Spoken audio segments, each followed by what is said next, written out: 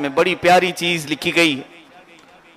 فکر ہو تو ایسی ہونی چاہیے کہ ایک شخص کے متعلق فارسی میں حافظ شیرازی رحمۃ اللہ علیہ لکھتے ہیں، ایک بادشاہ کے زمانے میں ایسا حال دیکھا گیا کہ وہ بادشاہ بڑا عادل منصف تھا اور اس کا رعب و دبدبہ، اس کی جلالت بہت لوگوں پر طاری تھی، لیکن اچھا تھا، پرہیزگار بادشاہ.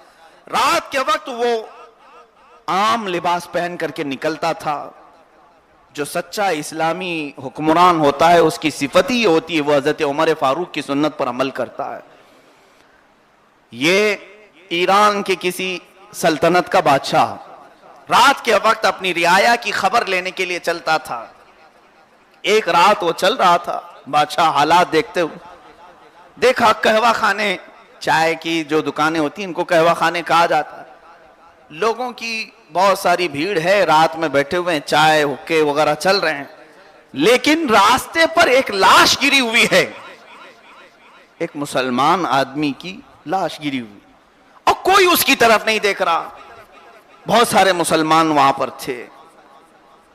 تو انہوں نے یہ بادشاہ جو عام لباس میں تھا وہ گیا اور کہا ان لوگوں سے کہ یہ مرا ہوا ہے. کہاں مرا ہوا ہے، چھوڑو اس کو، اس کی طرف مت جاؤ. کہا کیوں، مسلمان ہے اور مرا ہوا ہے، اس کی لاش کو آپ اٹھا نہیں رہے؟ تو وہاں جو بزرگ لوگ بیٹھے ہوئے تھے، داڑھی والے، عمر رسیدہ، ان میں سے ایک بوڑھے کھڑے ہو کر کے جلال میں کہنے لگے اے آنے والے تجھے معلوم نہیں ہے یہ کون ہے؟ کہا کون ہے؟ کہا یہ سب سے بڑا ہمارے اس شہر کا شرابی ہے اور زانی، اس کو اسی طرح گٹر میں سڑ جانے دو، اس کی لاش کو ہاتھ نہ لگاؤ، عذاب آ جائے گا. بادشاہ تھا، اس نے اپنی بادشاہی اظہار نہیں کیا، لیکن پھر اس نے کہا چلو ٹھیک ہے، جیسا بھی تھا اس کے گھر تک تو پہنچا دیں، گھر والے اس کا سارا کام کر دیں گے. تو اس نے 2 نوجوانوں کو پکڑ کر کے اٹھوانے لگایا. گھر گیا تو اس کی بیوی گھر میں موجود تھی چھوٹے بچوں کے ساتھ. جیسے ہی اس نے اپنے شوہر کی لاش دیکھی رونا شروع کرتی ہے، بہت روتی ہے. اس کے بعد اس بادشاہ نے عام لباس میں ہی تھا، اس سے پوچھا کہ اے خاتون، تجھ سے صرف یہ پوچھنا ہے کہ تیرا شوہر کیسا تھا، اس لیے کہ گھر والے جس کی گواہی دے دیں اللہ تعالیٰ بھی قبول فرماتا ہے، اچھائی کی گواہی. بادشاہ نے پوچھا تیرا شوہر کیسا تھا؟ خاتون کہنے لگی میرا شوہر ایسا تھا کہ دنیا میں ایسا کوئی مل نہیں سکتا، کوئی ایسا نہیں ہوگا، میں اس سے بے انتہا محبت ہی نہیں بلکہ اس کا بڑا ادب و احترام کرتی ہوں. بادشاہ نے کہا تو مسلمان ہے یا نہیں؟ وہ کہتی ہے میری آج تک کوئی نماز قضا نہیں ہوئی. جو نمازوں کی اتنی پابند خاتون ہو، ایک شرابی کا احترام کیوں کر رہی ہے، ایک زانی کا احترام کیوں کر رہی ہے؟ پھر اس بادشاہ نے عام سادے لباس میں اس سے سوال کیا اچھا یہ بتا اس کے بارے میں لوگ کیا کہتے ہیں؟ کہا وہ مجھے پتا ہے، لوگ اس کو شرابی کہتے ہیں اور زانی کہتے ہیں. کہا ہاں بس میں یہی چاہتا ہوں پوچھنا کہ آخر لوگ اس کو ایسا کیوں کہتے ہیں؟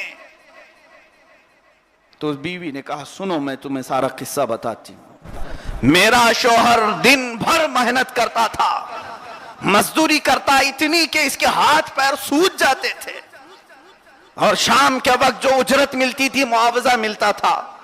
ایک شام کو آتا مجھے صرف 2 روٹیوں کے پیسے دیتا، باقی پورے پیسے لے جا کر شراب خریدتا تھا اور شراب خرید کر لا کر گٹر میں ڈال دیتا. میں کہتی ایسا کیوں کرتا ہے؟ وہ کہتا کم سے کم میں دوسروں کو شراب پینے سے اتنا تو کم کر دیا، مجھ سے جتنا ہوگا یہ شراب میں پھینکوں گا میری محنت کی کمائی سے، تاکہ میرے حبیب کی امت یہ شراب نہ پی سکے. یہ روز کرتا تھا.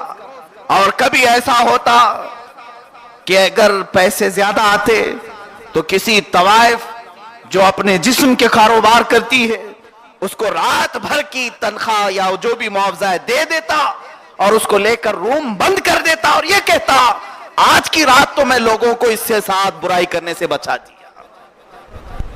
وہ خاتون کہتی کبھی اس نے نہ شراب کو چکھا نہ کسی اجنبیہ کو ہاتھ لگایا، اس کا کام یہ تھا کہ اپنے پیسوں سے یہ چیزیں خرید کر ضائع کر دیتا تاکہ دوسرا کوئی پہنچ نہ سکے. اور میں کہتی تھی میرے شوہر سے تو کر رہا ہے ٹھیک ہے, یہ کب تک ہو سکے گا؟ نہ تیرے کاموں سے شراب ختم ہوگی نہ زانیاں کم ہوں گی. اس نے کیا کہا, وہ اپنا شوہر, اس خاتون کا شوہر کہتا ہے اے میری رفیق حیات میں تجھے ایک قصہ سناتا ہوں. یہ اہل دل ہوتے ہیں اللہ والے جن کو توکل کتنا ہوتا ہے. ایک قصہ سناتا ہوں سن. میرے 4 درہم کی شراب سے پوری دنیا کی شراب اگرچہ نہیں ختم ہوگی, ایک طوائف کو رات بھر بند کرنے سے سارے زنا کے اڈے ختم اگرچہ نہیں ہوں گے. میں ایک قصہ سناتا ہوں.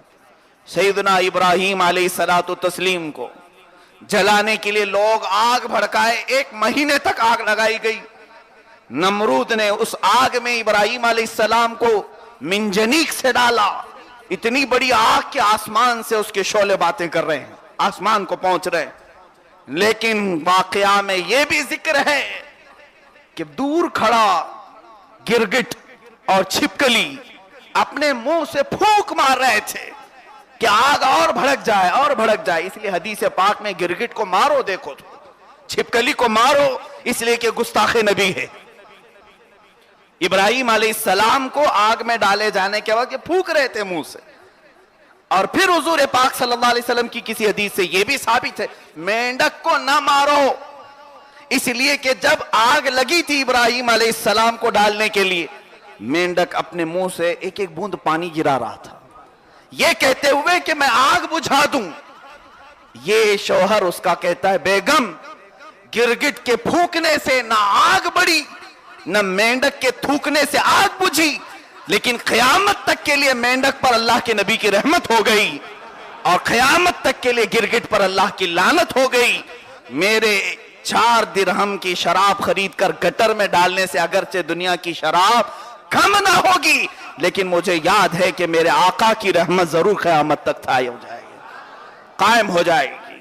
اس نے اپنی بیوی کو یہ قصہ سنایا اور اس کے بعد اس کی بیوی یہ کہتی ہے اے میرے رفیق حیات, اس کی لاش ابھی رکھی ہوئی ہے گھر میں, اس کی لاش رکھی ہوئی ہے. اس سے کیا ہوگا, لوگ تیرے آخر وقت چھوڑ جائیں گے, لوگوں کو تو تیری حقیقت معلوم نہیں, سب تجھے زانی اور شرابی کہتے ہیں. اس کا شوہر کہتا ہے اے میری بیگم میں اللہ اور اس کے رسول کے لیے کرتا ہوں, دیکھنا لوگ آئیں یا نہ آئیں, اللہ تعالیٰ میری لاش کو اٹھانے کے لیے وقت کے بادشاہ کو بھیجے گا. وہ عورت کہتی جا رہی تھی, وہ بادشاہ وقت وہیں عام لباس میں کھڑا تھا, اس کے آنسو بہنا شروع ہو گئے اور اس نے پھر اعلان کیا کہ اے لوگو تم مجھے جانتے ہو, میں تمہاری سلطنت کا امین بادشاہ وقت ہوں, اٹھاؤ اس کی لاش کو اور شاہی محل میں لایا جائے. اور شاہانہ کر و فر کے ساتھ تکفین و تدفین وقت کے تمام اکابر علماء اہل سنت اس نوجوان کے جنازے میں شریک رہے. یہ دل ہلا دینے والی ایک چیز ہے. حافظ شیرازی فرماتے ہیں کہ لوگوں کو یہ چاہیے کہ اپنے طریقے سے جتنا ہو سکے امت مصطفیٰ کو بچا لے جائے. یہاں پر خود ہم کوشش کر کے ان کے لیے راستے ہموار کریں. میں ان نوجوانوں سے گزارش کروں گا, تمہارے جو برے اعمال ہیں, تم نے یہ کھڈے کھودے ہوئے ہیں دوسروں کو گرانے کے لیے کہ میرے پیچھے جو نسل آ رہی ہے وہ مجھے دیکھے اور اسی بلا میں گرفتار ہو جائے. اس کو ہرگز یہ مت سمجھنا کہ میرا یہ فیشن میرے حد تک محدود رہے گا, نہ, تم ماڈل بن رہے ہو, آئیڈیل بن رہے ہو. پیچھے جتنی قوم تمہارے چلے گی وہ تمہارے پیچھے دیکھا دیکھی اسی بلا میں گرفتار ہوگی, گویا کہ تم نے امت مصطفیٰ کو گرانے کے لیے کھائی کھودی ہے, گڑھا کھودا ہے. اور جس نے بچانے کی کوشش میں اپنے اعمال اور اپنے اخلاق کو سنوارا, میں کہتا ہوں وہ امر بالمعروف کے بڑے اعلیٰ درجے پر قائم ہو گیا. امر بالمعروف اور نہی عن المنکر کو میں نے تفسیر میں بھی سمجھایا تھا. اچھائی کا حکم دینا اور برائیوں سے روکنا, اس کا مطلب یہ نہیں کہ صرف تقریر سے لوگوں کو بولتے رہ جانا بھائی برائی مت کرو, برائی مت کرو, اور آؤ نماز کی طرف, آؤ نماز کی طرف, صرف اس کا مطلب نہیں.